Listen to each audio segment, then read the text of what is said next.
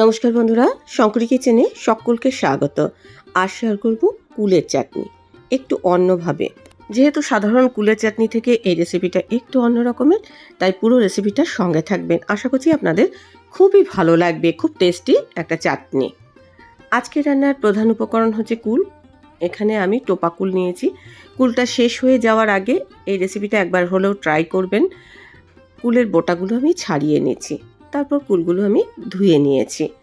কুল ছাড়া আর যা যা জিনিস লাগবে সেই জিনিসগুলো আমি রান্না করতে করতেই আপনাদের দেখিয়ে দেবো। কুলগুলো আমি গোটাই রেখেছি। এবার লাগবে হচ্ছে রাঙা আলু। রাঙা আলুর খোসাটা আমি সবার আগে ছাড়িয়ে নেব, তারপর টুকরো টুকরো করে কেটে নেব। এই চাটনিটা যেহেতু একটু অন্যরকমভাবে আমার তৈরি, তাই এর মধ্যে যে যে ইনগ্রিডিয়েন্টস আমি দিয়েছি সেগুলো কিন্তু খুবই স্পেশাল। এগুলো যদি আপনি ব্যবহার করেন তাহলে চাটনির স্বাদটা কিন্তু অসাধারণ হবে। আজকের রেসিপিটা দেখার পর আপনাদের যদি ভালো লাগে তাহলে অবশ্যই একটা লাইক, শেয়ার ও কমেন্ট করবেন। বেল আইকন সমেত আমার চ্যানেলটা সাবস্ক্রাইব করে আমার পাশে থাকবেন। বেল আইকনটা ক্লিক করা থাকলে আমার যে কোনো রেসিপি বা আমি যাই আপলোড করি না কেন সবার আগে নোটিফিকেশন আপনার কাছেই পৌঁছে যাবে। খোসাটা ছাড়িয়ে নেওয়ার পর এখন রাঙা আলুগুলোকে আমি ছোট্ট ছোট্ট টুকরো করে কেটে নিচ্ছি। রাঙা আলু দিলে এই যে চাটনিটা, তার স্বাদ একদম অন্যরকম হবে। এই সময় কিন্তু রাঙা আলুটা বাজারে অ্যাভেলেবেল, আর কুলটা ঠিক উঠে যাওয়ারই সময়। এই সময়েই কিন্তু এই চাটনিটা আপনারা করতে পারেন। রাঙা আলুটা যেরকম সাইজ সেই অনুযায়ী টুকরোগুলো করবেন, একদম ছোট ছোট টুকরো, যাতে রাঙা আলুটা খুব সহজেই সেদ্ধ হয়ে যায়। এই দেখুন ছোট্ট ছোট্ট টুকরো। রান্নাতে আমি টমেটো ব্যবহার করব। ছোট বড় মিশিয়ে 5খানা টমেটো আছে। টমেটোগুলো আমি কুচি করে কেটে নেব। রান্নাটাতে কুল, টমেটো, রাঙা আলু এগুলো আমি ব্যবহার করছি। টমেটো দিলে চাটনিটার স্বাদ একটু অন্যরকম হবে। তো টমেটোগুলো আমি টুকরো করে কেটে নিচ্ছি। তাহলে চাটনির উপকরণ হচ্ছে টমেটো, কুল, রাঙা আলু। এই 3টে জিনিস দিয়ে আমি চাটনিটা তৈরি করব। টমেটোগুলো পাতলা পাতলা করে কেটেছি, কুলটা গোটা রেখেছি, আর রাঙা আলু ডুমো করে কেটেছি। এবার আসি রান্না পর্বে। 1 চা চামচ সর্ষের তেল আমি ভালো করে গরম করে নেব। রান্নাটা সর্ষের তেলেই করব।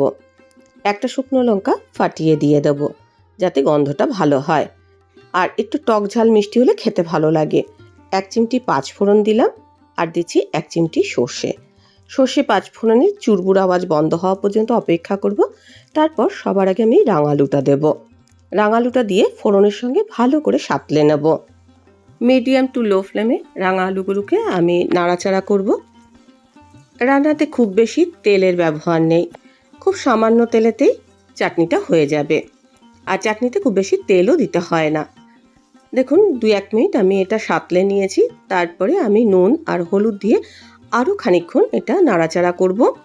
স্বাদ মতো নুন দিতে হবে, আর নুনের পরিমাণটা একটু বুঝে দিতে হবে। তার কারণ হচ্ছে এর মধ্যে কুল পড়বে, আবার টমেটো পড়বে, সেই অনুযায়ী বুঝে আপনারা নুনটা অ্যাড করবেন। ভালো করে এটা নাড়াচাড়া করে নিচ্ছি। অল্প জল দিয়ে সবার আগে রাঙালুটা চাপা দিয়ে দিয়ে আমি সেদ্ধ করব। আগে আমি কিন্তু রাঙালুটা সেদ্ধ করে নিয়ে তারপরে আমি বাকি উপকরণগুলো মেশাবো, না হলে কিন্তু রাঙালুটা সেদ্ধ হতে চাইবে না। টক জিনিস যখনই পড়ে যাবে তখন সেদ্ধ হতে চাইবে না। রাঙালুটা আমি একটু ঘাটা ঘাটা মতো করে দিলাম। রাঙালুটা সেদ্ধ হয়ে গেছে, আর জলটাও শুকিয়ে গেছে। দেখুন রাঙালুগুলো কিন্তু ভালোভাবেই সেদ্ধ হয়েছে। এবার আমি টমেটোটা অ্যাড করলাম। এই সময় কিন্তু আমি কুলটা অ্যাড করিনি। রাঙা আলুও খুব তাড়াতাড়ি সেদ্ধ হয়, আবার টমেটোটাও কিন্তু খুব তাড়াতাড়ি সেদ্ধ হয়। সবার আগে এই দুটো জিনিস দিয়ে আমি কিন্তু ভালোভাবে নাড়াচাড়া করে নেব। চাপা দিয়ে কম আঁচে আমি এটা রেখে দেবো। খানিকক্ষণ পর টমেটোটা দেখব যে একদমই গলে গেছে, আর এটা একটুখানি ঘাটা ঘাটা মতো আমি করে দিচ্ছি, যাতে ঝোলটা বেশ গাঢ় গাঢ় হয়। এবার আমি পরিমাণ মতো জল দিয়ে দিচ্ছি। খুব বেশি জল না, মোটামুটি এইটা যাতে গাঢ় গাঢ়ও হয়, আবার এর মধ্যে কুল ফুটবে সেই রকম। এখন আমি হাই ফ্লেমে এটা ফুটিয়ে নেব। রাঙালু টমেটোটা তো মজেই গেছে। এখন দেখুন এটা ফুটে গেছে। এবার আমি কুলগুলো অ্যাড করছি। কুলগুলো একটু ভালো দেখে নেওয়ার চেষ্টা করবেন যাতে পোকা না থাকে। কুল দিয়ে আমি এবার আবারও ফুটিয়ে নেব। কুলগুলো গোটা রাখারই চেষ্টা করবেন। এই ঝোলের সাথে ফুটলেই কিন্তু কুলের ভেতরে আস্তে আস্তে রস ঢোকা শুরু হবে। যদি কুলগুলো ফাটিয়ে দেন তাহলে চাটনিটা একটুখানি পিচ্ছিল টাইপের হবে। এবার স্বাদ মতো চিনি দিয়ে দিলাম। ভালো করে ফুটিয়ে নেব। চিনি দিলে রসটা অনেকটা গাঢ় গাঢ় মতো হয়ে যাবে, আর যেহেতু এর মধ্যে রাঙালুটা রয়েছে এটা কিন্তু গাঢ় গাঢ় হয়ে যাবে। এখন দেখুন একদম সুন্দরভাবে ফুটে উঠেছে। একটু ঘাটা ঘাটা মতো আছে, কুলগুলো গোটা গোটা রয়েছে। এর মধ্যে যে স্পেশাল জিনিসটা আমি দেব সেটা হচ্ছে আম আদা বাটা। এখানে আমি 1 টেবিল চামচ আম আদা বাটা দিয়েছি। এটা রান্না একটা অসাধারণ মাত্রা নেবে, ভীষণই ভালো লাগবে, এত সুন্দর একটা গন্ধ হবে কি বলবো। ভালো করে আম আদাটা মিশিয়ে নিচ্ছি। ভালোভাবে মিশে গেছে। গ্যাসের ফ্লেমটা অফ করে দিয়েছি। এখানে ভাজা মশলা রয়েছে, গোটা জিরে আর শুকনো লঙ্কা, এটা মোটামুটি 1/2 চামচ মতো আমি দিয়ে দিলাম।